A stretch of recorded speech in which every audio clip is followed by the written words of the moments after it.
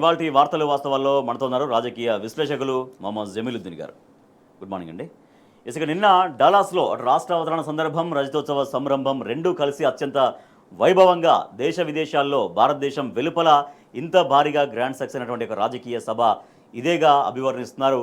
So ఇది నిన్న BRS party యొక్క రజతోత్సవ వేడుకల్ని అలాగే తెలంగాణ రాష్ట్ర ఆవిర్భావ వేడుకల్ని సమ్మిళితం చేసి చాలా వైభవంగా నిర్వహించారు డాలాస్లో.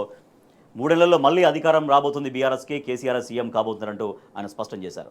ఎస్ జమీలుద్దీన్ గారు, నిన్న డాలాస్లో జరిగినటువంటి సభ, ఆ సంరంభం, తరలి వచ్చినటువంటి విధానం, అక్కడి నుంచి డాలాస్ వేదికగా అందించినటువంటి స్పీచ్, కేటీఆర్ గారు మాట్లాడిన ఉపన్యాసం అక్కడ వాళ్ళకి ఎట్లా ఆలోచింపజేసింది, అట్ ద సేమ్ టైం ఇక్కడ తెలంగాణ రాష్ట్రంలో ఉన్నటువంటి బీఆర్ఎస్ నాయకులకు, కార్యకర్తలకు మరోసారి ఎంత ఉత్సాహాన్ని కల్పించింది, ఒక విశ్లేషకులకు మీరేం గమనించారు?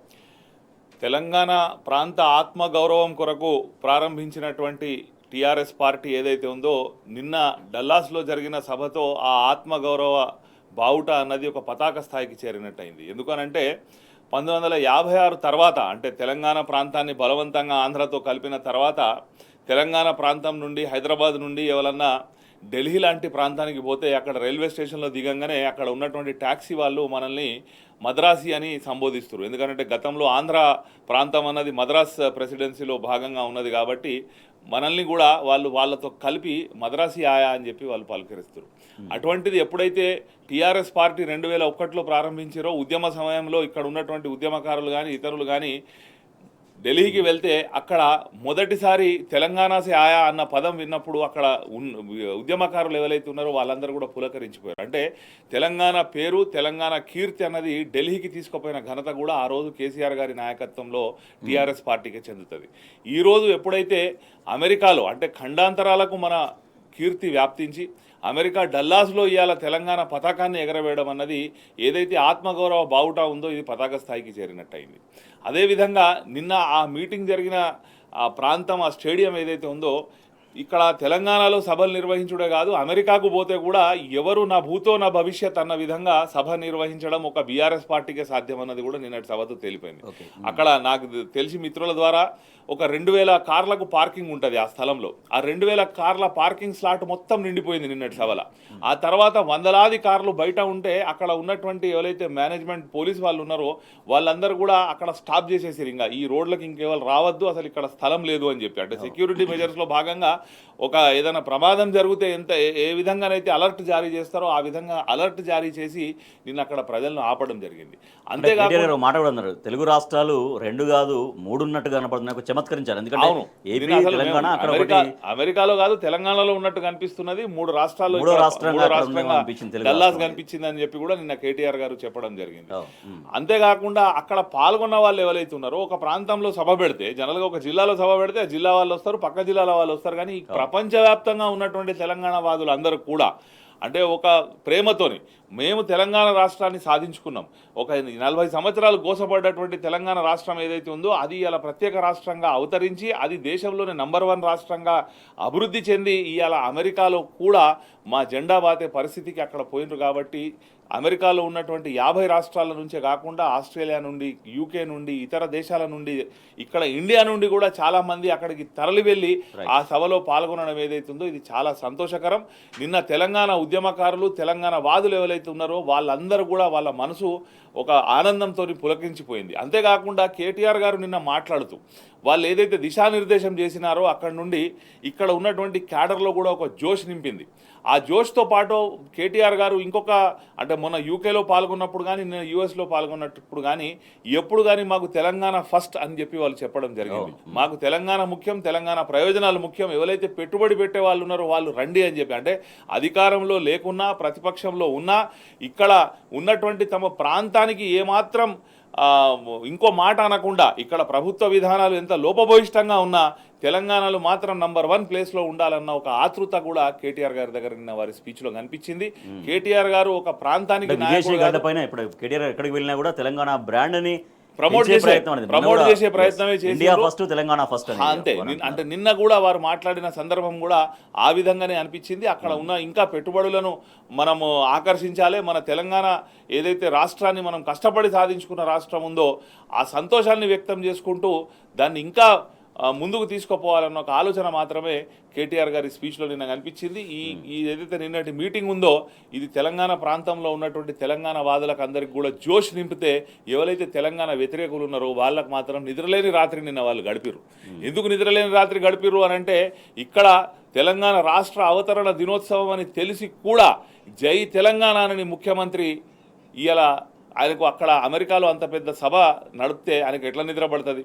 ఇలా తెలంగాణ కనీసం వేరే సందర్భంలో అంటే స్వతంత్ర దినోత్సవము గణతంత్ర దినోత్సవ సందర్భంలో నువ్వు జై తెలంగాణ అనకపోతే అనపోతివి, ఏదన్నా రాజకీయ సభలు అనపోతే అనపోతివి, తెలంగాణ రాష్ట్ర అవతరణ జరిగిన ఒక సంతోషకరమైన రోజు కూడా జై తెలంగాణ అనడానికి నోరు రాని ముఖ్యమంత్రికి మాత్రం తప్పకుండా నిన్నటి మీటింగ్ ఆయనకు నిద్రలేని రాత్రిగానే గడిచింది అని చెప్పి నేను అనుకుంటాను. రైట్, ఇక్కడ ఎలకదుర్తిలో చాలా వైభవంగా జరిగింది బీఆర్ఎస్ పార్టీ రాజ్యోత్సవం. సో ఆ స్ఫూర్తిని కొనసాగించే విధంగా అంటే డల్లాస్లో సభ అనుకున్నప్పటి నుంచి కూడా అంటే బీఆర్ఎస్లో కనిపించినటువంటి ఉత్సాహము అక్కడ సక్సెస్ అవుతుంది అన్నటువంటి ఒక అంచనా ఇదంతా కూడా వాళ్ళు నిన్న సఫలీకృతమైనట్టుగా చెప్పుకోవచ్చా? 100% అండి. ఎందుకనంటే టీఆర్ఎస్ పార్టీ ఎప్పుడైతే 2001లో పెట్టినప్పుడు ఇది మగలో పుట్టి పువ్వలో పోయే పార్టీ అని చెప్పి ఆనాడు విమర్శకులు విమర్శ చేసినారు. కానీ ఒక 25 సంవత్సరాల పాటు ఒక ప్రస్థానం సాగించి ఏ లక్ష్యం కొరకైతే పార్టీ ఏర్పడ్డదు అంటే పార్టీకి ఒక సిద్ధాంతం పెట్టుకొని ఒక లక్ష్యం మేము తెలంగాణ సాధించాలని పెట్టుకొని ఆ తెలంగాణ రాష్ట్రాన్ని సాధించడమే కాకుండా ఆ తర్వాత ఆ సాధించినటువంటి రాష్ట్రాన్ని దేశంలోనే ఒక నంబర్ 1 రాష్ట్రంగా నిలిపే విధంగా పరిపాలన చేసినటువంటి పార్టీ ఇవాళ సంవత్సర కాలం పాటు మేము 25 సంవత్సరాలు అయింది కాబట్టి సంవత్సర కాలం పాటు ఈ వేడుకలు నిర్వహిస్తామని చెప్పి ఎప్పుడైతే చెప్పిరో ఆ వేడుకలు నిర్వహించిన సందర్భంగా ఎలకతుర్తి నుండి మొదలైనటువంటి ఆ సంబరాల ప్రస్థానం ఇవాళ అమెరికా దాకా చేరింది. ఇవాళ మనం తెలంగాణ రాష్ట్రాన్ని చూసుకున్నట్టయితే తెలంగాణ రాష్ట్రం సాధించిన తర్వాత ఊరుకోలే. కేసీఆర్ గారిని ఇక్కడ ప్రజలు గుండెల్లో పెట్టుకొని వారిని ముఖ్యమంత్రిగా చేసిన తర్వాత ఎప్పుడు కంపేర్ చేసినా తెలంగాణ రాకముందు తెలంగాణ వచ్చిన తర్వాత అంటే భవిష్యత్తులో మనం ఎప్పుడు చరిత్ర మాట్లాడుకున్నా before commencement of Telangana and after formation of Telangana అని చెప్పి మాట్లాడుకునే పరిస్థితి ఇలా తెలంగాణ రాష్ట్రంలో ఉన్నది. 10 సంవత్సరాల కాలంలో కేసీఆర్ గారు ఏదైతే అభివృద్ధి చేసిరో అదంతా కూడా ప్రజల కళ్ళకు కట్టినట్టు కనిపిస్తూ ఉన్నది. అంటే తలసరి ఆదాయం నుండి మొదలు పెట్టుకుంటే తలసరి విద్యుత్ వినియోగం వరకు మనం ఏ అంశాన్ని తీసుకున్నా మనకు నంబర్ 1 ప్లేస్లో కేసీఆర్ గారు నిలిపిరు. కాబట్టి ఆ సంబరం చేసుకోవడం అందులో సంబరంగా పాల్గొనడం అన్నది 100% ఇక్కడ ఉన్నటువంటి తెలంగాణ వాదులకు అందరికి కూడా చాలా సంతోషంగా అనిపించింది నిన్న. అంటే ఒక సభ జరిగే ప్రాంతము సభ జరిగే ప్రదేశము అదంతా కూడా ఆ సభకి మరింత స్టాండర్డ్స్ ఎట్లా పెంచుతుంది అంటే ఒక అమెరికా లాంటి ఒక డల్లాస్ నగరంలో జరిగినటువంటి దానికి ఒక తెలంగాణ నుంచే కాదు మొత్తం యావత్ దేశం దృష్టి ఎట్లా ఆకర్షిస్తుంది, అట్ ద సేమ్ టైం అమెరికాలో ఉన్నటువంటి మిగిలిన వాళ్ళు తెలంగాణ వాళ్ళు కాని వాళ్ళని కూడా ఆ సభ ఎట్లా ఆకర్షిస్తుంది, దాని స్టాండర్డ్స్ అనేవి ఎట్లా పెరుగుతాయి? ఇప్పుడు ఒక సభ నిర్వహించినప్పుడు ఆ సభ ఫెయిల్ అయిందా అది ఎంత సక్సెస్ అయింది అన్నది కూడా అందరు గమనిస్తూ ఉంటారు. నిన్నటి జరిగిన సభ ఏదైతే ఉందో అది సక్సెస్ కాదు, అది సూపర్ డూపర్ సక్సెస్గా జరిగింది. కాబట్టి ఆ డల్లాస్ మాత్రమే కాకుండా అమెరికాలో ఉన్నటువంటి అక్కడ అమెరికా పౌరులు కానివ్వండి ఇతర దేశాల వాళ్ళు అంటే ఇలా ప్రపంచం మొత్తం కూడా అమెరికాలో ఎవరెవరు అక్కడ ఉండుంటారు, పెట్టుబడిదారులు ఉంటారు, వాళ్ళందరూ కూడా ఈ సభ అసలు తెలంగాణ అంటే ఏంది అన్నది నిన్న చర్చ చేసుకునే పరిస్థితి, తెలంగాణ గురించి సెర్చ్ చేసే పరిస్థితి గూగుల్లో. అంటే ప్రపంచవ్యాప్తంగా ఉన్న వాళ్ళందరూ కూడా సెర్చ్ చేస్తూ అసలు తెలంగాణకు అసలు ఇక్కడ ఈ మా అమెరికా దేశానికి వచ్చి ఇంత పెద్ద సభ నిర్వహించడం, ఇంత పెద్ద ఎత్తున ప్రజలు పాల్గొనడంతో పాటు అక్కడ మాట్లాడినప్పుడు ఏదో ప్రతిపక్ష పార్టీ వచ్చినప్పుడు ఇక్కడ ఉన్నటువంటి అధికార పార్టీని విమర్శ చేస్తూ కించపరిచే విధంగా కాకుండా తన తెలంగాణ రాష్ట్ర ఔన్నత్యాన్ని భారతదేశ ఔన్నత్యాన్ని ప్రతిబింబించే విధంగా ఎప్పుడైతే కేటీఆర్ గారు నిన్న మాట్లాడారో ఇలా యావత్ ప్రపంచ దృష్టి మొత్తం కూడా తెలంగాణ మీద నిన్న సభతోని పడ్డది అని చెప్పి మనం అనుకోవచ్చు. రైట్, ఇక్కడ నిన్న డాలాస్లో చాలా వైభవంగా జరిగింది బీఆర్ఎస్ పార్టీ రజతోత్సవ సభ, అలాగే తెలంగాణ రాష్ట్ర ఆవిర్భావ సభ. భారీగా తరలి వచ్చినటువంటి అక్కడ ఎన్ఆర్ఐల తోటి మొత్తం స్టేడియం మొత్తం కిక్కిరిసిపోయినటువంటి పరిస్థితి, అశేషంగా తరలి వచ్చినటువంటి అక్కడ జనవాహిని ఉద్దేశించి బీఆర్ఎస్ వర్కింగ్ ప్రెసిడెంట్ కేటీఆర్ ఒక ఎనర్జెటిక్ స్పీచ్ని అందించారు. ఒక దిశానిర్దేశాన్ని అంటే భవిష్యత్తులో బీఆర్ఎస్ పార్టీ ఎట్లా మరింతగా ప్రజల విశ్వాసాన్ని చూరగొంటుందో మరోసారి అక్కడి నుంచి ఆయన ప్రకటించారు. ప్రస్తుతం మనతో జాయిన్ అయ్యారు బీఆర్ఎస్ పార్టీ సీనియర్ నాయకులు రాష్ట్ర ప్రధాన కార్యదర్శి సోమ భరత్ కుమార్ గారు. గుడ్ మార్నింగ్ అండి. భరత్ గారు, 3 ఏళ్లలో అధికారం, మళ్ళీ కేసీఆర్ సీఎం, ఇది నిన్న డల్లాస్ వేదికగా ప్రకటించారు కేటీఆర్ గారు. సో ఇది నిజమయ్యే పద్ధతుల్లో రాబోయే రోజుల్లో బీఆర్ఎస్ పార్టీ మరింత ఉత్సాహంతో ఎట్లా ముందుకెళ్ళబోతుంది ఇక్కడ రాష్ట్రంలో? ఒకటి గమనించాల్సిన విషయం ఉందండి, ఏంటంటే అబద్ధాలు మాట్లాడి జనాన్ని మోసం చేస్తే ఫలితాలు ఎట్లా ఉంటాయి అనేది దానికి నిదర్శనం ఈ డల్లాస్ మీటింగ్. రేవంత్ రెడ్డి గారి నాయకత్వంలో కాంగ్రెస్ పార్టీ ప్రజల్ని మోసం చేయాలనే ఒక ఘోరమైన నేరానికి పాల్పడడం, దాని పర్యవసానం ఎలా ఉంటుంది అనే దానికి ఇది డల్లాస్ మీటింగ్ ఒక గొప్ప ఉదాహరణ. ప్రజలు తెలంగాణలో చిన్న ఊరు నుంచి మొదలుకుంటే, ఒక గూడెం నుంచి మొదలుకుంటే, ఒక తండా నుంచి మొదలుకుంటే, ఇవాళ ఎన్ఆర్ఐస్ ఉండే అమెరికాలో డల్లాస్ మీటింగ్ ఒకే రకంగా ఇవాళ ప్రతిస్పందిస్తున్నాయి కాంగ్రెస్ ప్రభుత్వం యొక్క పరిపాలన తీరుకి. వాళ్ళ మోసపూరితమైన విధానాలు అయితేంది, తర్వాత ప్రజల్ని ఇబ్బందులు పాలు చేసే పద్ధతుల్లో పరిపాలన జరిగే పద్ధతి అయితే ఏంటి, ఇవాళ ముక్త కంఠంతో ఎదురు చూస్తూ అంటే నినదిస్తూ ఉన్నాయి. ఈ ప్రభుత్వం పోవాలి, ఇది కులిపోయిన ప్రభుత్వం, ఇది చెత్త ప్రభుత్వం, ఈ ప్రభుత్వం ప్రజలకు ఏమీ చేయట్లేదు, మోసము తప్ప అనే ఒక వాయిస్ని ముక్త కంఠంతో ఇవాళ ప్రపంచవ్యాప్తంగా ఉన్న తెలంగాణ ప్రజలు, తెలంగాణ వాదులు, తర్వాత తెలంగాణ అభిమానులు కోరుకుంటున్న దానికి ఇది ఒక స్పష్టమైన ఉదాహరణ.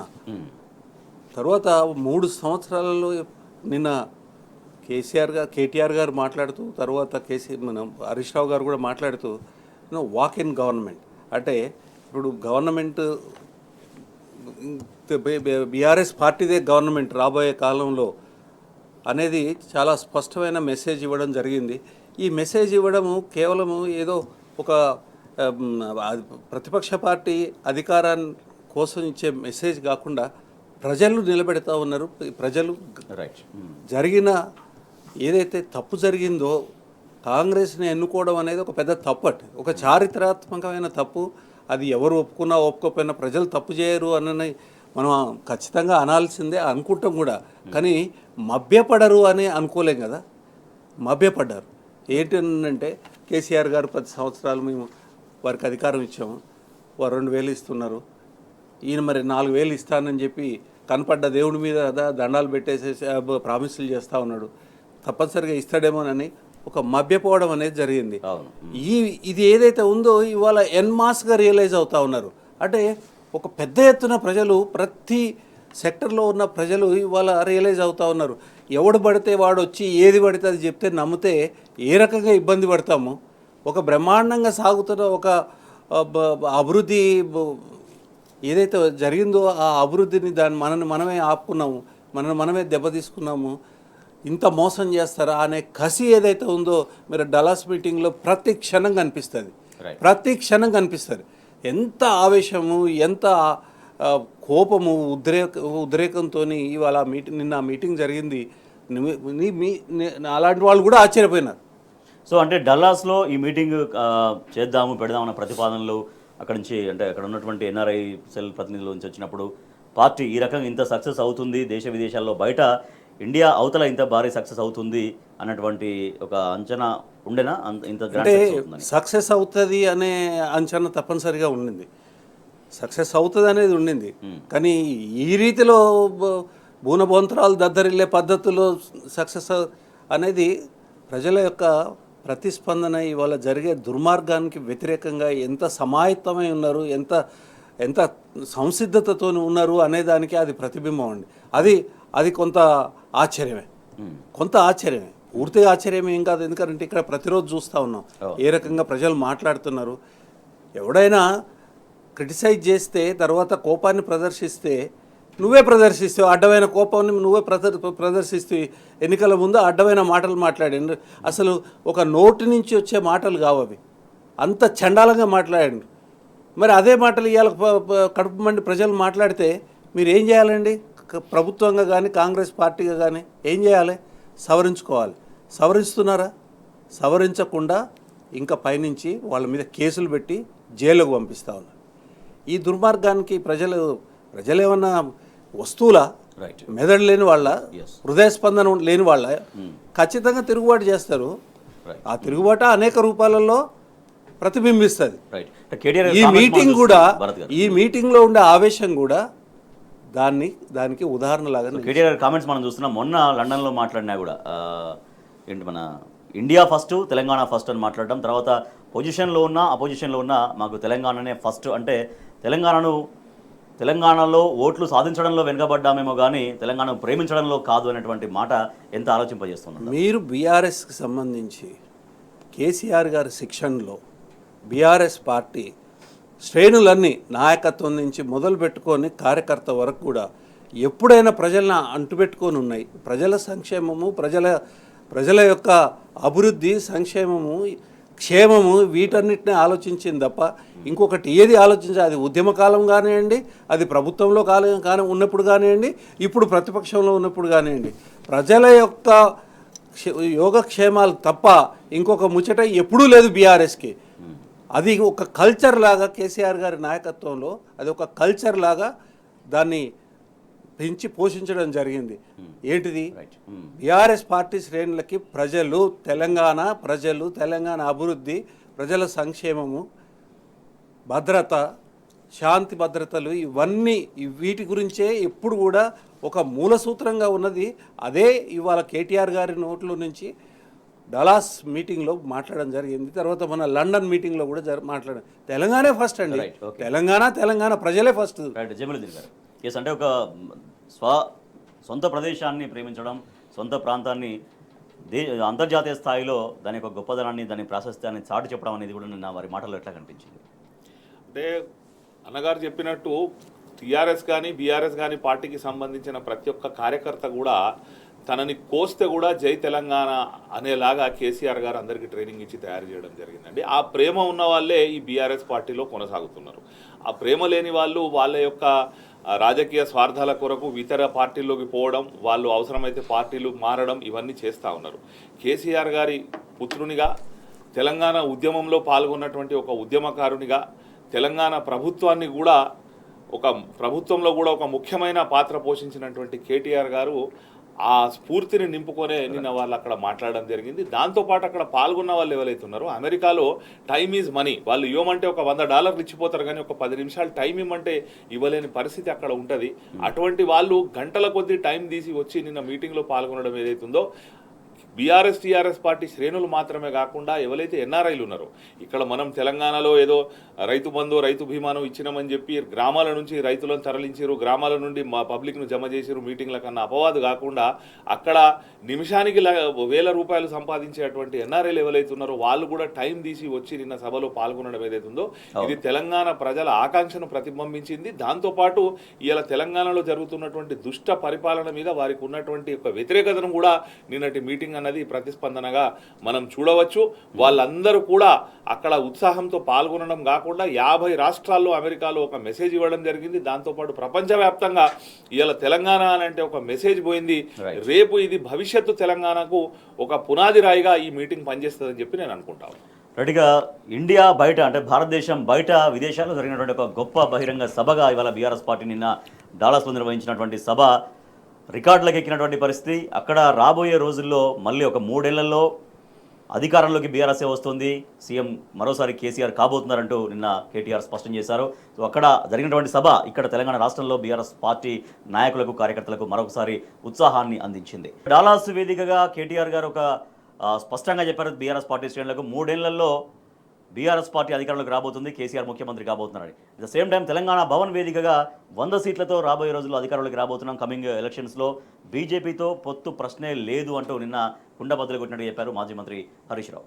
ఎస్ భరత్ గారు, బీజేపీతో పొత్తు ప్రశ్నే లేదు అనేది అది ఎప్పటి నుంచో మనకు నిర్ణయించుకున్న ఒక విషయం. ఏంటి పార్టీ నిర్ణయించుకున్న విషయం? దేనికి బీజేపీతో పొత్తు ఉంటుందండి? బనకచెర్ల, గోదావరి బనకచెర్ల లింకు పెట్టేసేసి తెలంగాణ నీళ్ళని కింద రాష్ట్రానికి, తర్వాత బయటకి తెలంగాణ, ఆంధ్ర బయటకి నీళ్లు పంపించే దానికోసం పొత్తు పెట్టుకోవాలన్నా? దేనికోసం చేయాలి? ఒక నవోదయ స్కూల్ కూడా ఇవ్వనేందుకు పొత్తు పెట్టుకోవాలన్నా? ఒక మెడికల్ కాలేజీని ఇవ్వనేందుకు పొత్తు పెట్టుకోవాలన్నా? దేనికోసం పొత్తు పెట్టుకోవాలి? బీజేపీతోని దేనికోసం పొత్తు పెట్టుకోవాలి?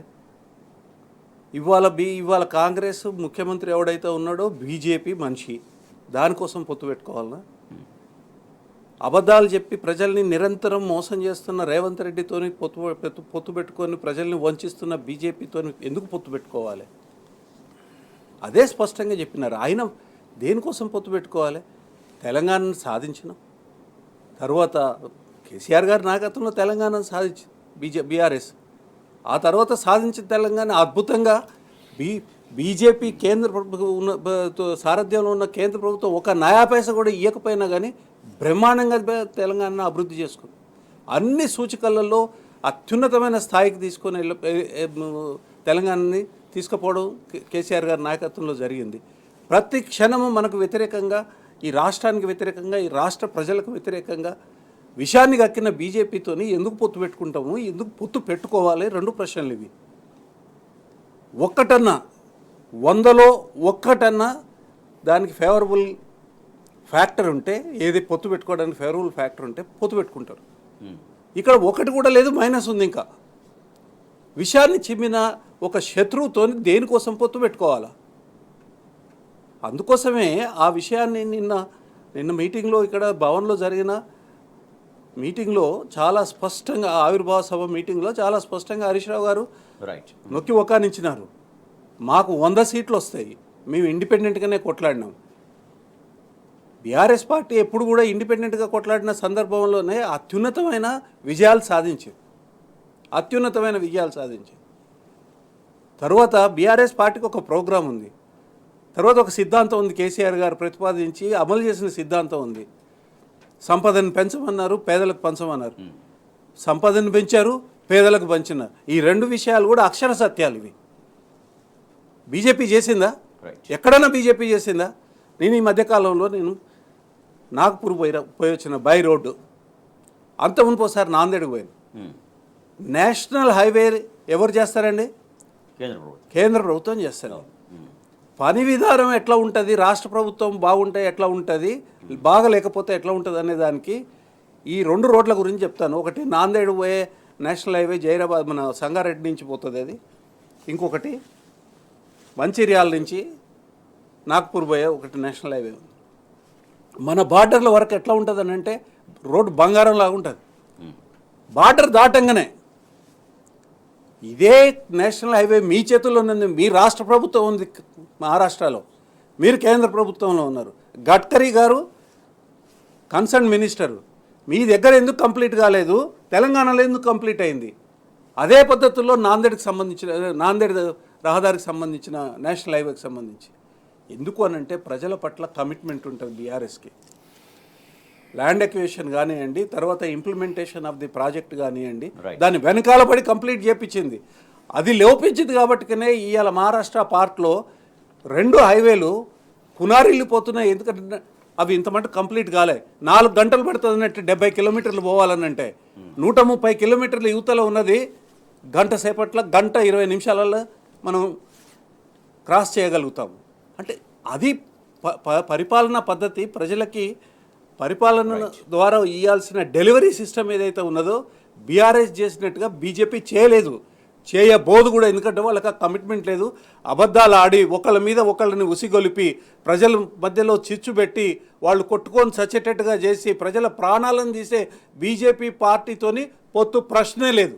Right, okay. జమీలుద్దీన్ గారు, నిన్న హరీష్ రావు గారు చెప్పినటువంటి స్టేట్మెంట్ 100 సీట్లు గెలుస్తామనేది, అంటే 100 సీట్లు గెలుస్తామని చెప్తున్నారు. అంటే రాబోయే రోజుల్లో బీఆర్ఎస్కి ప్రజల నుంచి ఒక అపూర్వమైనటువంటి ఆదరణ లభించబోతున్నట్టుగా బీఆర్ఎస్ ఎట్లా క్షేత్రస్థాయి నుంచి తెలుసుకున్నట్టుగా కనిపిస్తుంది. అట్ ద సేమ్ టైం బీజేపీతో పొత్తు ప్రశ్న లేదనడం కూడా కార్యకర్తల్లో ఏమైనా అటువంటి ఆలోచనలు, అటువంటి అపోహలు ఏమైనా ఉన్నా కూడా పూర్తిగా ఎట్లా పటాపంచలు అయిపోయినాయి నేను వారి ప్రకటనతోటి. కార్యకర్తలకు, ప్రజలకు చాలా క్లారిటీ ఉందండి. ఎందుకంటే ఏ పార్టీతో కూడా బీఆర్ఎస్ పార్టీ పొత్తు పోయే అవసరం లేదు అని చెప్పి ప్రజల అభిప్రాయం, కార్యకర్తల అభిప్రాయం. అంతేకాకుండా ఇలా 100 సీట్లు అనేది రేపు భవిష్యత్తు కాలంలో 3 సంవత్సరాల తర్వాత ఎన్నికలు పెడితే అన్నది కాదు, రేపు ఎన్నికలు పెడితే కూడా 100 సీట్లు పక్కా బీఆర్ఎస్ పార్టీ గెలిచే పరిస్థితి ఇలా తెలంగాణ ప్రాంతంలో ఉన్నది. ఇక బీజేపీతో పొత్తు విషయానికి వస్తారా? అసలు పొత్తు కూడాలి అని అంటే రాజకీయ పార్టీలకు ఉండాల్సింది ఒకటి సైద్ధాంతిక పరమైన స్వారూప్యత, రెండోది రాజకీయ పరమైన అవసరం. మొదటిది సైద్ధాంతిక పరమైనటువంటి సారూప్యత అన్నది అసలు బీజేపీ అండ్ బీఆర్ఎస్కు లేనే లేదు. ఎందుకనంటే బీఆర్ఎస్ దృష్టిలో తెలంగాణ ఫస్ట్, బీజేపీ దృష్టిలో గుజరాత్ ఫస్ట్.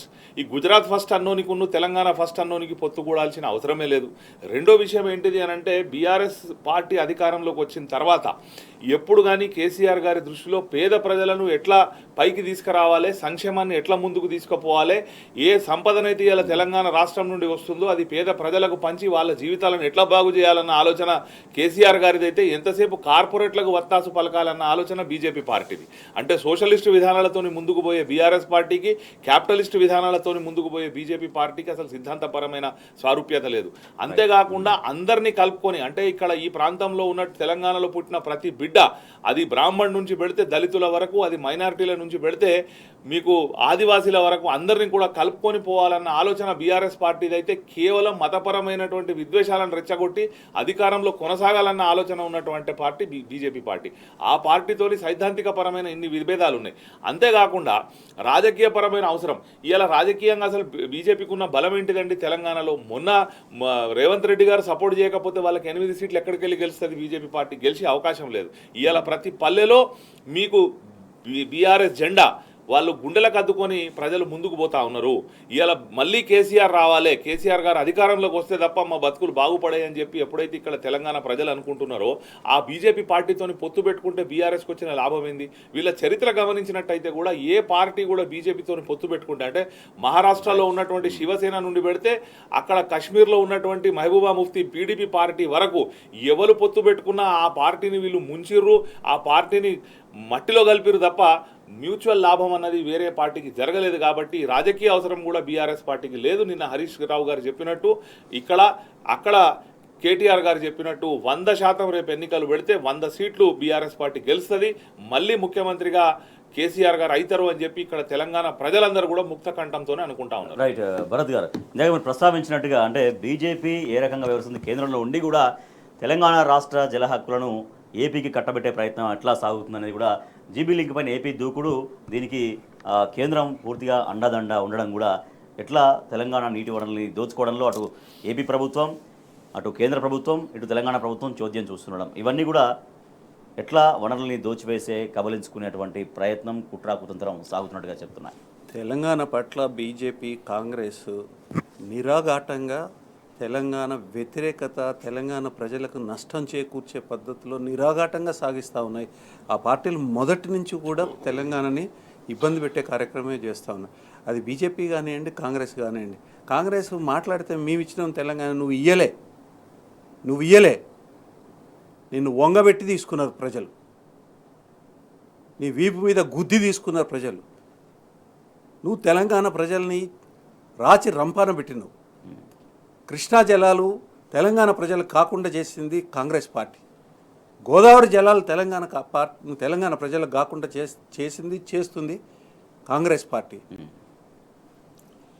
స్వేచ్ఛ కావాలి, మాకు ఒక రాష్ట్రం కావాలి, మాది మొదటి నుంచి రాష్ట్రం యొక్క రూపంతోనే ఉన్నది.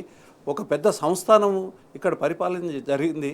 తరువాత ఇక్కడ అన్ని రకాలుగా రాష్ట్రానికి సరిపోయే అన్నీ ఉన్నప్పుడు మీరు మమ్మల్ని కలపొద్దు అని అన్నప్పుడు కాల్చి చంపినారు. తర్వాత మాకు కావాలి అని మొట్టమొదటి ప్రత్యేక తెలంగాణ ఉద్యమం చేసినప్పుడు 400 మంది విద్యార్థుల్ని కాల్చి చంపింది కాంగ్రెస్ పార్టీ. ఇక్కడ వనరులన్నీ కూడా ఆంధ్ర ప్రాంతానికి పోయేదానికి ఇతోధికంగా కాదు, మరీ అత్యుత్సాహంతో ప్రజలకు నష్టం చేసింది. ఇక్కడ నీళ్లు లేకుండా ఒక లీగల్ జెనసైడ్ చేసింది, అంటే ఒక నరమేధాన్ని చేసింది. ఆ తర్వాత తెలంగాణ ఉద్యమం కేసీఆర్ గారి నాయకత్వంలో తెలంగాణ సాధన కోసం జరుగుతున్న 14 సంవత్సరాల పోరాట కాలంలో వేలాది మంది విద్యార్థులు, యువకులు ఆత్మన్యూనతతో చనిపోయే దానికోసం ప్రోత్సహించింది, కారణభూతమైంది కాంగ్రెస్ పార్టీ. ప్రజలు కేసీఆర్ గారి నాయకత్వంలో వంగబెట్టి గుద్దుతే అప్పుడు కానీ తప్పనిసరి పరిస్థితుల్లో బ్రిటిష్ భారతదేశాన్ని వదిలినట్టుగా ఈ కాంగ్రెస్ దరిద్రం ఈ రాష్ట్రానికి వదిలి రాష్ట్రం ఏర్పడింది.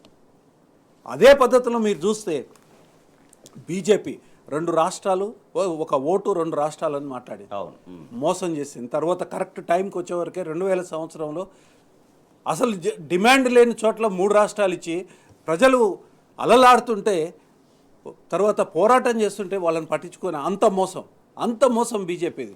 ఆ తర్వాత నరేంద్ర మోడీ గారి నాయకత్వం వచ్చిన తర్వాత ఆయన చాలా ఒక వితండవాదాన్ని లేపాడు. ఏంటి అంటే తల్లిని చంపి బిడ్డను బతికించినారంట. ఎంత క్రూరమైన మాట అది! తెలంగాణ ప్రజల్ని ఎంత క్రూరంగా భావించడం, ఎంత క్రూరంగా ప్రవర్తించడం తెలంగాణ ప్రజలతోని. అదే మీరు 10 సంవత్సరాల కాలం బీఆర్ఎస్ ప్రభుత్వం ఉన్న 10 సంవత్సరాల కాలం మోడీ నయా పైసా ఇవ్వలేదు. పైనుంచి కోట్లాది లక్షల కోట్ల రూపాయలు తెలంగాణ నుంచి జీఎస్టీ రూపంలో పన్నుల రూపంలో కేంద్ర ప్రభుత్వం పొంది దాంట్లో నుంచి కూడా ఇవ్వాల్సినంత వాటా ఇవ్వకుండా చాలా ఇబ్బంది పాలు చేసింది. అంటే ఉదాహరణగా చెప్తాను, ఒక నవోదయ స్కూల్ కూడా ఇవ్వలేనంత దరిద్రం బీజేపీది. ఈ రెండు పార్టీలు పని కట్టుకొని తెలంగాణని ఎడారిగా చేయాలని ఆ కోపం ఏందో చెప్పాలి. అసలు ఎందుకు చేస్తున్నారు ప్రజలకి, తెలంగాణ ప్రజలకి మీరు ఈ రకంగా ఎందుకు ప్రవర్తిస్తున్నారు? ఒకడేమో మొత్తము తెలంగాణ సమాజాన్ని అణచివేయడం, ఇంకొకడేమో 1 రూపాయి కూడా ఇవ్వకుండా ఊపిరి ఆడకుండా చేయడం. ఎందుకు చేస్తున్నారు మీరు? తర్వాత తెలంగాణని కేసీఆర్ గారి నాయకత్వంలో ఒక బ్రహ్మాండమైన అభివృద్ధిని సాధిస్తే ఓరవలేక వారి మీద కేసులు పెట్టడము, తెలంగాణ నాయకత్వాన్ని కీల్ చేసేదానికోసం ప్రయత్నం చేయడం, ఇవాళ నీరు తీసుకుపోయేది కూడా దాంట్లో భాగమే. జమలుద్దీన్ గారు, ఇట్లా అక్రమంగా తెలంగాణ నీటి హక్కుల్ని కబలించే ప్రయత్నం చేస్తుంటే ఇక్కడ కాపాడాల్సినటువంటి కాంగ్రెస్ ప్రభుత్వం పూర్తిగా సహకరిస్తూ అటువైపు చూడకుండా పూర్తిగా చోద్యం చూస్తున్నటువంటి దాంతో తెలంగాణ ఎటువంటి హక్కులు కోల్పోబోతోంది? కాంగ్రెస్ ప్రభుత్వం గతంలో అంటే ఉమ్మడి ఆంధ్రప్రదేశ్ రాష్ట్రంలో అధికారంలో ఉన్నప్పటికీ కూడా అత్యంత తెలంగాణ ప్రాంతానికి అన్యాయం చేసింది ఈ కాంగ్రెస్ ప్రభుత్వమే. ఎందుకు అనంటే ఏ ఒక్క ప్రాజెక్టు కట్టకుండా శ్రీరామ్ సాగర్ ప్రాజెక్ట్ అని మొదలు పెడితే దాన్ని 2వ దశ కంప్లీట్ చేయకుండా, దాని యొక్క నీళ్లు రాకుండా, దాని యొక్క కాల్వలు తవ్వకుండా, ఆ తవ్విన కాల్వలు కూడా కేవలం 6 తడి పంటలకు మాత్రమే నీళ్లు పోయే విధంగా తయారు చేసి తెలంగాణ ప్రాంతానికి అన్యాయం చేసి గోదావరి నీళ్ళన్నీ కూడా సముద్రం పాలు చేసింది ఇదే కాంగ్రెస్ పార్టీ. ఇలా మనం గోదావరి విషయానికి వస్తే 80% నీళ్లు, అంటే అందులో 1480 టీఎంసీల నీళ్లు దానిలో ఉంటాయి అని చెప్పి మనకు వాటా ఉంటే అందులో 900 టీఎంసీల నీళ్లు తెలంగాణ ప్రాంతానికి రావాలి. దానిలో ఇవాళ ఎంతో కొంత తెలంగాణ వచ్చిన తర్వాత ఏదైతే కాళేశ్వరం ప్రాజెక్టు కట్టుకొని ఆ నీళ్లను వాడుకుంటా ఉంటే ఇవాళ కళ్ళల్లో కుచ్చుకుంటున్నది, ఇలా కళ్ళ మంట అవుతున్నది అటు ఆంధ్ర రాష్ట్రానికి, ఆంధ్రప్రదేశ్ ప్రభుత్వానికి. అంతేకాకుండా ఆంధ్రప్రదేశ్ ఎవరైతే పెద్దలు ఉన్నారో వాళ్ళ మోచేతి నీళ్లు తాగి వాళ్ళ అడుగులకు మడుగులు వస్తే ఇక్కడ తెలంగాణ పరిపాలకులకు కూడా ఆ కాళేశ్వరం ప్రాజెక్ట్ అనేది ఇలా కళ్ళ మంటగా మారింది. ఎందుకు అనంటే వాళ్ళకి భవిష్యత్తులో ఇట్లా నీళ్లు తరలించే అవకాశం ఉండదు కాబట్టి వాళ్ళు పనిచేస్తూ ఉన్నారు. ఏదైతే జీబీ లింక్ అన్నారో ఇది చట్టపరంగా వ్యతిరేకమైన ప్రాజెక్ట్. ఎందుకు అనంటే గోదావరి బేసిన్లో ఉన్నటువంటి నీళ్లను పెన్నా బేసిన్కు, కావేరీ బేసిన్కు తరలించే కుట్ర ఇందులో ఉన్నది కాబట్టి ఆ బేసిన్ అవసరాలు తీరక ముందే ఈ నీళ్లను తరలించడం అన్నది ఇది చట్ట వ్యతిరేకం, ఇది అన్యాయం. దీని మీద మాట్లాడాల్సిన తెలంగాణ ప్రభుత్వం వాళ్ళ పెద్దలు ఎవరైతే ఉన్నారో వాళ్ళు కళ్ళు నోరు అన్నీ మూసుకొని ఉండడం అన్నది ఇది అత్యంత బాధాకరం.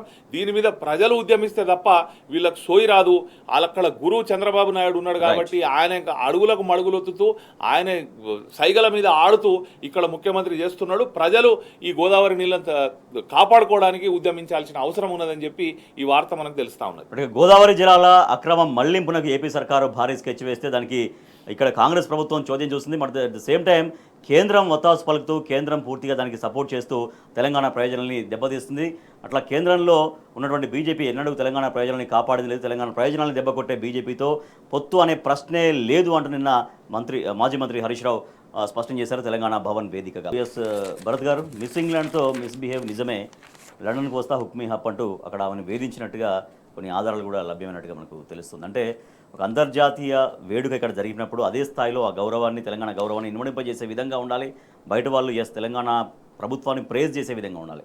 కానీ తెలంగాణకు తలవంపులు తెచ్చే విధంగా ఈ వ్యవహారం జరిగింది అనేటువంటి మాట విమర్శ ఉంది.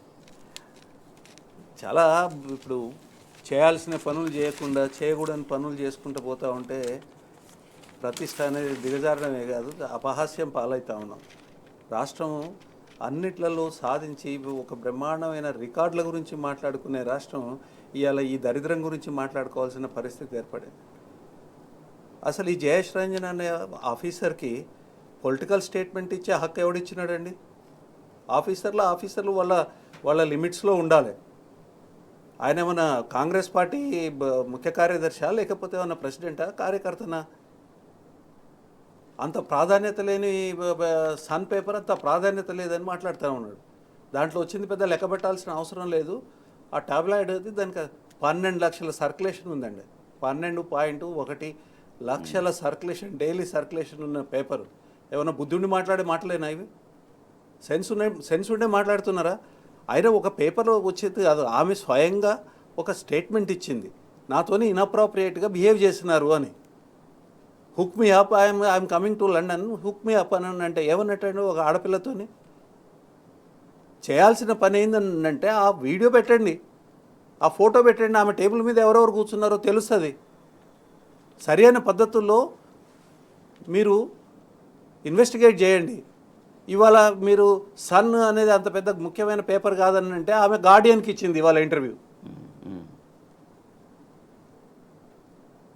గార్డియన్ న్యూస్ పేపర్కి ఇంటర్వ్యూ ఇచ్చింది. దాంట్లో ఇంకా ఈ మాటలని చెప్పింది.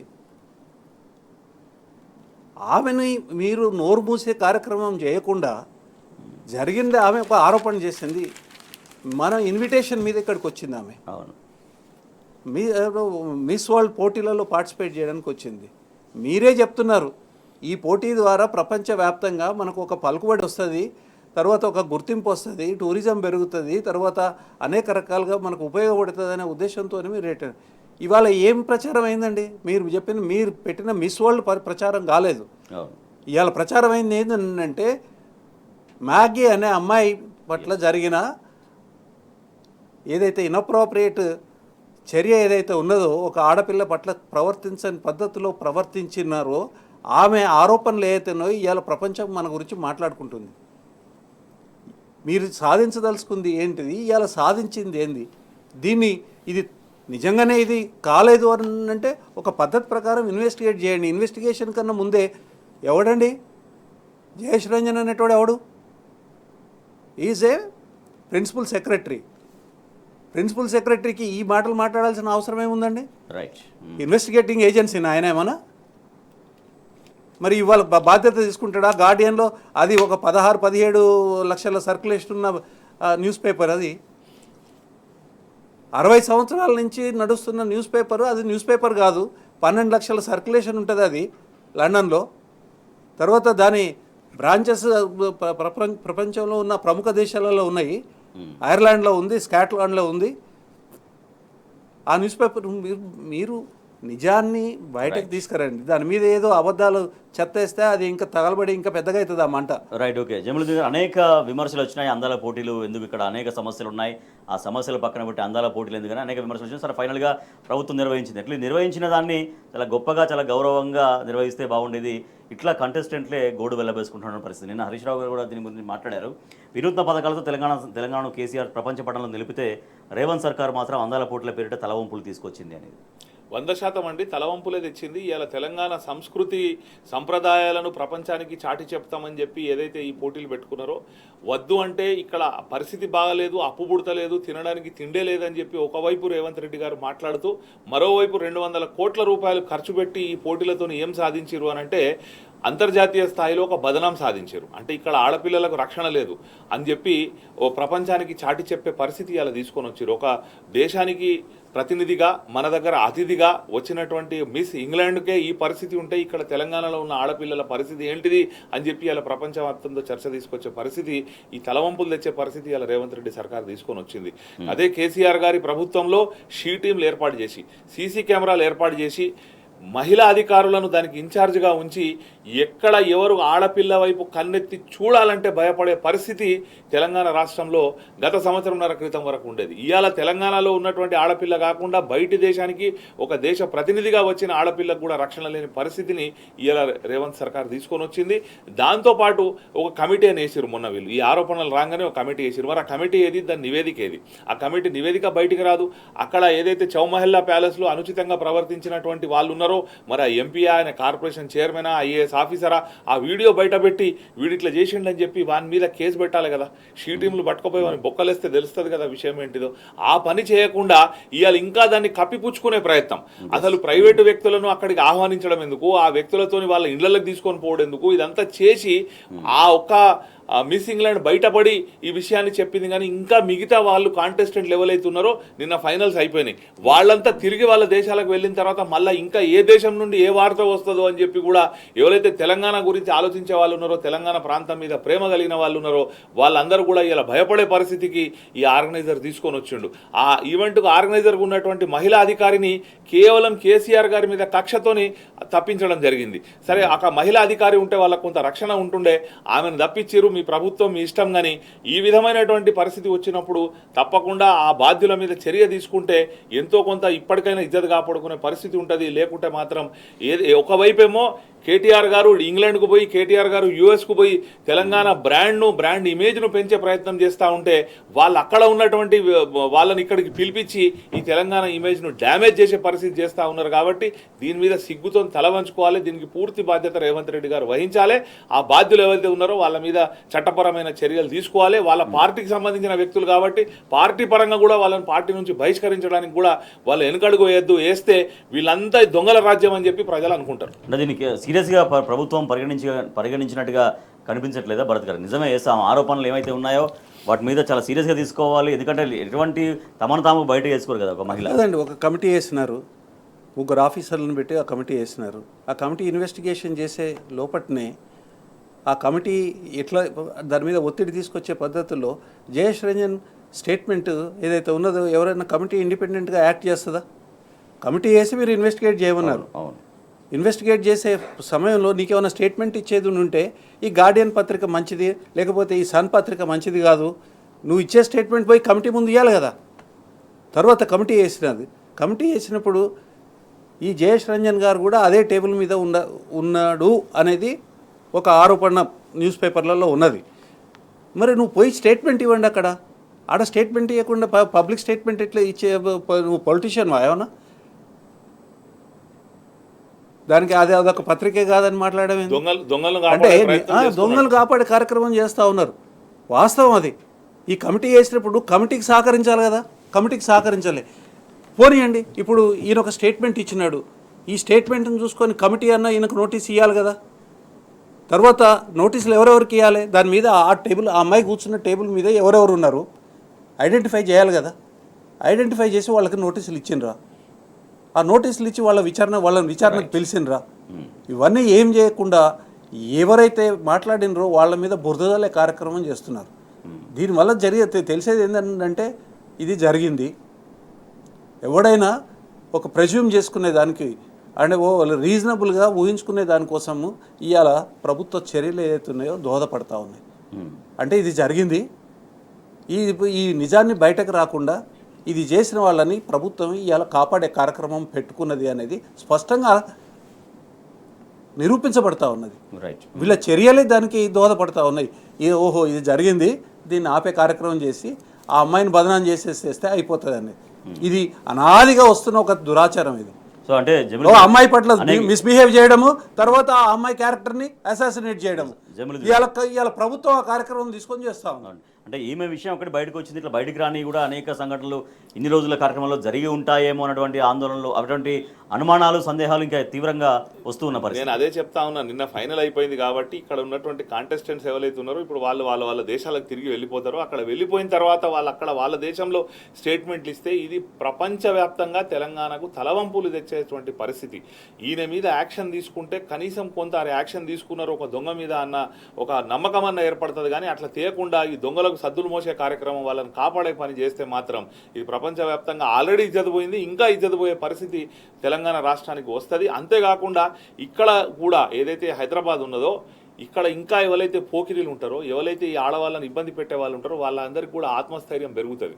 అక్కడ ఇంగ్లాండ్ను మిస్బిహేవ్ చేస్తేనే పట్టించుకున్నోడు లేడు, ఇక్కడ మేము గల్లీలో ఉన్నటువంటి ఆడపిల్లను చిడాయిస్తే మాకు అడిగినోడు ఎవడు అన్న ఒక ధైర్యం కూడా ఈ లోకల్ దొంగలకు కూడా వచ్చే ప్రమాదం ఉంటుంది. కాబట్టి మహిళా రక్షణ అన్నదాన్ని ఒక టాప్ ప్రయారిటీగా పెట్టుకుని, ఏదైతే గత ప్రభుత్వం ఆ టాప్ ప్రయారిటీగా పెట్టుకున్నది, ఒక షీ టీమ్ అన్న కార్యక్రమం పెట్టుకున్నది, సీసీ కెమెరాలు పెట్టింది, కఠినమైన చట్టాలను అందులో రూపొందించడం జరిగింది. దాంతోపాటు గతంలో ఎవరైతే రేప్ అటెంప్ట్లు చేసిన వాళ్ళు ఉన్నారో వాళ్ళను ఎన్కౌంటర్లు కూడా జరిగినటువంటి సంఘటనలు మనం తెలంగాణ గతంలో బీఆర్ఎస్ ప్రభుత్వం ఉన్నప్పుడు చూసి ఉన్నాం. కాబట్టి ఈ కఠిన చర్యలు తీసుకుంటే తప్ప ఈ మహిళల పట్ల దాడులు, ఇటువంటి లైంగిక వేధింపులు భవిష్యత్తులో తప్పే అవకాశం ఉండదు. రైట్. ఇక మరొక వార్త మనం చూస్తున్నాం. బీసీ రిజర్వేషన్ బిల్లుని ప్రభుత్వం అటకెక్కించింది. కేవలం అసెంబ్లీ ఆమోదంతో తీర్మానానికి సరిపెట్టింది. కానీ తర్వాత దానికి పడాల్సినటువంటి స్టెప్స్ విషయంలో ప్రభుత్వం పూర్తిగా విస్మరించింది అన్నటువంటి ఆందోళన, ఆ ఆగ్రహం బీసీ సంఘాల నుంచి వస్తున్నటువంటి పరిస్థితి. రైట్ భరత్ గారు, బీసీ రిజర్వేషన్ బిల్లు అన్నారు, ఆర్భాటం చేశారు. కానీ తర్వాత జరగాల్సినటువంటి నెక్స్ట్ స్టెప్స్ విషయంలో ప్రభుత్వం పూర్తిగా పక్కన పెట్టేసింది. తద్వారా ఇక బిల్లు అనేది కేవలం కాలయాపన, తర్వాత కోల్డ్ స్టోరేజ్ అటకెక్కినటువంటి పరిస్థితి కనపడుతుంది అనేది. బీసీ రిజర్వేషన్ సంబంధించిన బిల్లుకు సంబంధించి బీఆర్ఎస్ పార్టీ పూర్తి మద్దతు ప్రకటించడం జరిగింది. అయినా కానీ బీఆర్ఎస్ పార్టీ ఒక ప్రతిపాదన కూడా చేసింది, మీరు ఈ బీసీ బిల్లుని 10th షెడ్యూల్లో పెట్టేటట్టుగా చూడాలి అని చెప్పినారు. 10th షెడ్యూల్లో కనుక పెట్టకపోతే ఈ బిల్లు నామమాత్రంగా ప్రజల్ని మోసం చేయడానికి తప్ప దేనికి పనికొచ్చేది కాదు అనేది కూడా స్పష్టం చేసినారు. 10th షెడ్యూల్లో పెట్టి తమిళనాడు లాగానే మనం కూడా దీన్ని ప్రొటెక్ట్ చేసుకోవాలి. ఇది ప్రొటెక్ట్ చేసుకోవాలనంటే మీరు అఖిలపక్షాన్ని తీసుకొని కేంద్ర ప్రభుత్వం దగ్గరకు పోండి, కేంద్ర ప్రభుత్వాన్ని కన్విన్స్ చేయండి, రాష్ట్రపతి ద్వారా దీన్ని 10th షెడ్యూల్లో పెట్టేదానికోసము కావాల్సిన చర్యలు, ఈ చర్యలు ఏవీ లేవు. హడావుడి చేస్తున్నారు, ఒక బిల్లు తీసుకొచ్చినారు, ఆ బిల్లుని అమలు చేయకుండా ఆడ పడేస్తున్నారు. దానివల్ల అయ్యేది ఏమీ లేదు. దీనికి ఏం జరుగుతుంది అని అంటే వీళ్ళే ఏం చేస్తారనంటే ఎవరినో ఒకళ్ళని పెట్టి హైకోర్టులో ఆ బిల్లుని ఛాలెంజ్ చేపిస్తారు. ఛాలెంజ్ చేపించి స్టే తీసుకొని వస్తారు.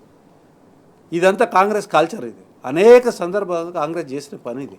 ఎన్టీ రామారావు గారి పీరియడ్లో కూడా ఇదే పని చేసినారు. అప్పుడు కూడా బీసీ రిజర్వేషన్ని పెంచి నామమాత్రంగా పెంచడం జరిగింది. పెంచిన దాన్ని కోర్టుకు పోయి ఛాలెంజ్ చేసేస్తే కోర్టు కొట్టేయడం జరిగింది. విషయం ఏంటంటే ఇది ఒక రాజకీయ క్రీడ. బీసీలను మోసం చేసేదానికోసం చేసే ఒక రాజకీయ క్రీడ. ఈ రాజకీయ క్రీడలో ఏమవుతుందంటే ఇవాళ కాంగ్రెస్ పార్టీ బీసీ బిల్లు పెట్టడం, ఆ తర్వాత అది కోర్టుకు పోవడము, ఆ తర్వాత కోర్టు దాన్ని కొట్టేయడము. కానీ అయ్యో కాంగ్రెస్ పార్టీ ఇద్దామని అనుకుంటే కోర్టు అడ్డం పడింది అని మళ్ళీ ప్రచారాలు చేయడం. ఇది ప్రజల్ని మోసం చేయడం అని మభ్యపెట్టడం అనే దాంట్లో, మోసం చేయడం అనే దాంట్లో ఇది కూడా ఒక భాగం. రైట్. జమీలుద్దీన్ గారు, ఏదైనా ఒక హామీ ఇస్తున్నప్పుడు ఆ హామీకి ఎటువంటి అడ్డంకులు వస్తాయి, దాని ఇంప్లిమెంటేషన్లో అవన్నీ కూడా 1-2 సార్లు గమనించుకున్న తర్వాతనే హామీ ఇవ్వాలి. కానీ కామారెడ్డి బీసీ డిక్లరేషన్లో హామీ అయితే ఇచ్చేసి తర్వాత ఇప్పుడు ఇంప్లిమెంటేషన్లో ఎందుకు ఇన్ని హర్డిల్స్ అనేది? ఆ హామీలను అమలు చేయాలన్న చిత్తశుద్ధి ఉన్నప్పుడు మీరు అన్నట్టు కొంత హోంవర్క్ చేసి దానికి రాబోయే అడ్డంకులేంటి, దాన్ని ఎట్లా పరిష్కరించుకోవాలి అని చెప్పి చేస్తారు. కానీ వాళ్ళకి అసలు చిత్తశుద్ధే లేదు. హామీలు ఇచ్చినప్పుడు 420 కాదు, ఇంకా 840 హామీలు ఇమ్మన్నా ఇవ్వడానికి, అధికారంలోకి రావడానికి మాత్రమే చేసిన పని వాళ్ళు. కాబట్టి దాని మీద వాళ్ళకి చిత్తశుద్ధి లేదు. రెండో విషయం ఏంటిది అని అంటే, ఏదైతే వీళ్ళు బీసీ రిజర్వేషన్ కొరకు అని చెప్పి బిల్లు పాస్ చేశారో ఫస్ట్ దానికి సంబంధించినటువంటి సర్వేనే కరెక్ట్గా చేయలే. ఆ సర్వే చేసి అధికారమే రాష్ట్రానికి లేదని ఒకవైపు వీళ్ళ బడేభాయ్ కేంద్ర ప్రభుత్వం అక్కడ చెప్తా ఉన్నది. సరే, అది ఇక్కడ అసెంబ్లీలో ప్రవేశపెట్టారు. ఇక్కడ ఉన్నటువంటి పార్టీలు అన్నీ కూడా ఏకగ్రీవంగా ఆ బిల్లును ఆమోదించడం జరిగింది. రాజకీయాలు చేయకుండా బీఆర్ఎస్ పార్టీ అయితేనేమి, ఇంకా మజ్లిస్ పార్టీ, బీజేపీ పార్టీ అన్ని కూడా సపోర్ట్ చేసినాయి. వాళ్ళ బిల్లును ఆమోదించారు. కానీ ఆ బిల్లు ఆమోదం జరిగి 2 నెలలైనా ఇంతవరకు గవర్నర్ గారిని కలిసి వాళ్ళ యొక్క ఆమోదం తెలుసుకొని ఆ బిల్లును చట్టరూపంగా దాల్చే ప్రయత్నం ఇంతవరకు ప్రభుత్వ పెద్దలు చేయలే. ఒక్కసారి కూడా గవర్నర్ గారి దగ్గరికి పోయి వాళ్ళకు సంబంధించిన పనులు చేసుకున్నారు. ఎమ్మెల్సీ లెవెల్కి ఇవ్వాలి, లేకపోతే కమిషన్ చైర్మన్ లెవెల్కి ఇవ్వాలి, కమిషన్ డైరెక్టర్ లెవెల్కి ఇవ్వాలన్న ఫైల్లో ఆమోదం చేసుకున్నారు. కానీ ఇంతవరకు బీసీ బిల్లుకు ఆమోదం తెలుపురి అని చెప్పి గవర్నర్ గారి దగ్గర రిప్రజెంట్ చేసిన పాపన రేవంత్ రెడ్డి గారు కానీ వారి యొక్క మంత్రులు కానీ చేయలేదు. ఇంకోటి, ఇక్కడ నుండి అఖిలపక్షం తీసుకొని పోయి ఢిల్లీ మీద ఏమైనా ప్రెషర్ చేసే ప్రయత్నం చేసిరా అంటే అది కూడా లేదు. కేవలం మేము ఛాంపియన్లు అని చెప్పి చేతులు దులుపుకోవడం తప్ప అసలు బీసీల మీద ఏమాత్రం ప్రేమ ఈ కాంగ్రెస్ పార్టీకి లేదు. ఇక్కడ వీళ్ళు ఏమైనా చేస్తారు అనంటే అక్కడ కేంద్ర ప్రభుత్వం కూడా దీనికి చేయడానికి సుముఖంగా లేదు. ఎందుకనంటే అక్కడ ఉన్న బీజేపీ పార్టీ కూడా ఈ రిజర్వేషన్లు, మనం వీళ్ళ చరిత్ర చూసినట్టయితే మండల్ కమిషన్ సిఫారసులను అమలు చేస్తామని విపి సింగ్ గారు అన్నప్పుడు కమండల్ యాత్ర చేపట్టి ఇక్కడ దేశవ్యాప్తంగా మత విద్వేషాలు రెచ్చగొట్టినటువంటి ఒక పార్టీ ఇలా బీసీలకు రిజర్వేషన్ కల్పిస్తుందని చెప్తే నమ్మడానికి ఎవరు సిద్ధంగా లేరు. కానీ ఎవరైతే మాటిచ్చిన వాళ్ళు ఉన్నారో వాళ్ళకు కూడా చిత్తశుద్ధి లేదు, దాన్ని చేయడానికి వాళ్ళు ఏమాత్రం ప్రయత్నం చేయడం లేదు అని చెప్పి బీసీ సంఘాల వాళ్ళు మొత్తుకుంటా ఉన్నారు. ఇది ఒక 4 సంవత్సరాలు దీన్ని ఇట్లే గడిపేసి ఒకవేళ చివరి నిమిషంలో ఏమైనా ఆమోదం తెలిపితే కూడా వకీల్ సాబ్ చెప్పినట్టు హైకోర్టుకో సుప్రీంకోర్టుకో పోయి దాని మీద స్టే తీసుకొచ్చి దాన్ని బుట్ట దాఖలు చేసే ప్రయత్నం మాత్రం తప్పకుండా ఈ కాంగ్రెస్ ప్రభుత్వం చేస్తుంది. భరత్ గారు, చివరిగా కంక్లూడింగ్. బీజేపీకి చిత్తశుద్ధి లేదని జమీల్ గారు చెప్పినట్టుగా ఇప్పుడు ఆ ప్రపంచ సుందరిని తీసుకొని పోయి ముఖ్యమంత్రి గారు స్వయంగా గవర్నర్ గారికి కల్పించడం, దానికైతే టైం ఉంటుంది. కానీ బీసీ బిల్లు కోసం ఒకసారి పోయి కూర్చొని మీరు ఆమోదం తెలపాలని మాట్లాడినండి అంటే చిత్తశుద్ధి అనేది ఏదైతే ఉన్నదో ఎంత లేదు అని చెప్పేదానికోసం అదొక ప్రస్ఫుటమైన సంఘటన, ఉదాహరణ. అది ఎప్పుడు కూడా ప్రజల్ని మభ్యపెట్టడం, అబద్ధాలు చెప్పడము, మభ్యపెట్టడము, ఆశలు కల్పించడం, తర్వాత మోసం చేయడం, ఇది ఒక పథకం ప్రకారం మొదటి నుంచి కాంగ్రెస్ పార్టీ దీంట్లో తీసుకొని వస్తూ ఉంది. బీజేపీ దానికి ఏం తీసిపోలేదు. బీజేపీ కూడా ఏం తీసుకోలేదు. ఎందుకు ఇవ్వడండి గవర్నరు? ఇప్పుడు ఒక బిల్లు ఆమోదం ఎందుకు ఇవ్వడు? సుప్రీంకోర్టు కూడా చెప్పింది ఈ మధ్యకాలంలో, అవును. మీరు 2 నెలలు 3 నెలల కన్నా ఎక్కువ పెట్టుకోవడానికి లేదని. గవర్నర్ ఏంది, ఆయన ఏమన్నా సూపర్ పవర్ ఏమన్నా? ఇవ్వాలి కదా. నువ్వు ఏదో ఒకటి ఇవ్వు, నేను చేస్తున్నాను, లేదు అని అంటే బిల్లు వెనకకు పంపించు. అది చేయరు, ఇది చేయరు, ఇలా హోల్డ్లో పెట్టేసి అట్లా హోల్డ్లో పెట్టాట కూర్చుంటారు. రైట్. ఇది వాళ్ళు పెడుతున్నారా లేకపోతే వీళ్ళు పెట్టిస్తున్నారా అని అర్థం కాదు. కాంగ్రెస్ పార్టీ కావాలని చెప్పుంటే చాయా మీకు పంపిస్తాం, మీ దగ్గర పెట్టుకోండి. ఎందుకంటే వాళ్ళకి ఆ ర్యాపో ఉన్నది. రెడీగా ఎస్. ఇక ప్రజలకు హామీ ఇస్తుంది కాంగ్రెస్ ప్రభుత్వం, కానీ ఆ హామీని అమలు చేయడంలో మాత్రం ముమ్మాటికి చేతులు తీసిన పరిస్థితి. దాంట్లో బీసీ రిజర్వేషన్ బిల్లు విషయంలో కూడా అదే ధోరణి అవలంబిస్తుంది. సో ఇట్లా అన్ని హామీలు కూడా ఇదే రకంగా కాలయాపన చేయడం, కాలం గడపడం మాత్రమే కాంగ్రెస్ పరిస్థితి, ప్రభుత్వ పరిస్థితి అనేటువంటి చర్చ నడుస్తుంది. Thank you so much Soma Bharat Kumar garu. Thank you so much Mohammad Jamiluddin garu. Yes, ఇది ఇవాల్టి వార్తలు వాస్తవాలు. చూస్తూనే ఉండండి టీ న్యూస్.